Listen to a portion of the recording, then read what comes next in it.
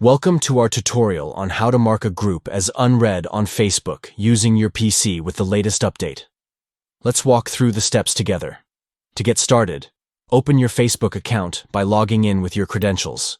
Once you're logged in, locate the messenger icon at the top right corner of the Facebook page and click on it to access your messages.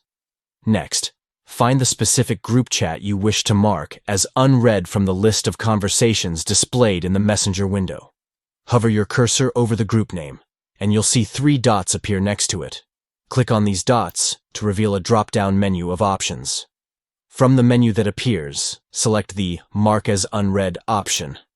This action will indicate that you want to revisit the messages in that group later, or give them more attention.